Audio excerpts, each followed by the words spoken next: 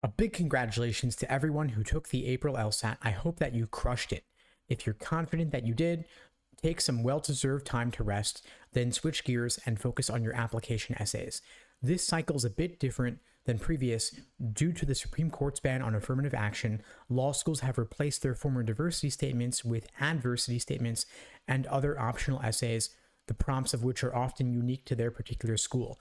What this means is that it may be a bit more work for you, the applicant, to write those essays, but that doesn't mean you should apply to fewer schools. The more schools you apply to, the more offers you get, the more scholarship negotiation leverage you have, and that could be the easiest money you'll ever make once you're done studying for the LSAT.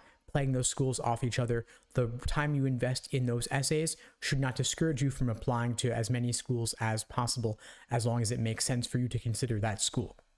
Now, of course, given that it's a bit more work, you may be looking for help with those essays, and my team and I would be glad to support you. We offer a service where we give you unlimited edits and revisions for all of your essays for as many schools as you're applying to, even if you're writing all those different optional essays. That's all part of the package. Personal statement, optional essays, resume, addenda, requesting letters of rec. We help you with every single document you're submitting as part of your application. No matter how many rounds of edits you need, we'll help you out with all of that. And if you haven't even yet written your essays, that's totally fine. We'll help you create those essay drafts as well. Of course, we're not going to write the essays for you, but we will help you take your words and craft them into strong, compelling narratives.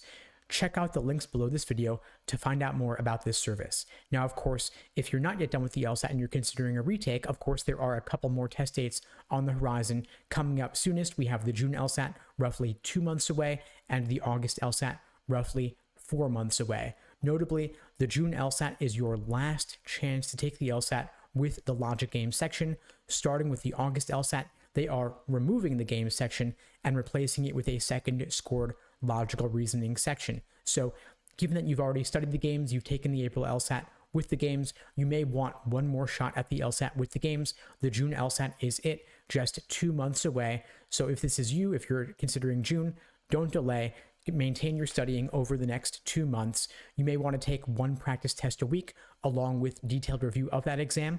But if you are fortunate enough to be able to study for the LSAT full time and have no other obligations, of course, you may want to up that to 2 practice tests per week along with detailed review of those exams, maybe drilling some weak areas on the side. However, I never recommend taking practice tests on consecutive days because I do not want you to burn out. However, if you feel that logic games were not it for you, if you're more of a humanities person and logical reasoning and reading comp are more your strong suits, you may want to take a little bit of a break from the LSAT, then spend your summer primarily studying for the LSAT if possible, and then take the LSAT in August without the game section, when instead the LSAT will have 2 scored logical reasoning sections, 1 scored reading comp section, and then of course 1 unscored experimental section of either logical reasoning or reading comp. The choice is yours. You could take the LSAT in June or August and still apply at the beginning of the cycle in the fall. Taking the April LSAT typically puts you too late in the cycle, just finishing up now, for it to make sense to apply, although of course it could help with getting off of a wait list. You could update schools with your April LSAT score, but for the best offers and for the best opportunities at getting scholarship money, I do recommend at this point applying at the beginning of the cycle in the fall. And what that means is that retaking the LSAT in June or August makes perfect sense because you can take it in one or both of those dates and apply at the beginning of the cycle.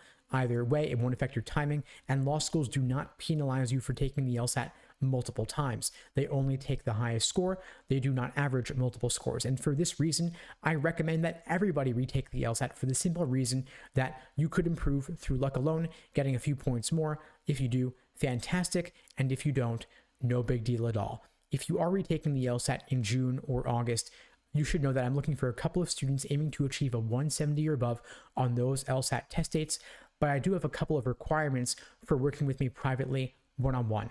I require that you have scored a 160 or above on at least one timed practice test, and that you already have a strong foundation in the basics of the LSAT, the different sections, and the different question types. If this describes you and you're aiming for a 170 or above, please check out the links below this video to book a call with me and my team. We'd love to help you out. And if you're not yet there, that's okay too. We have a small group coaching program as well. You can find out more about it at lsatunplugged.com and also book a call with me, my team, to discuss that program further.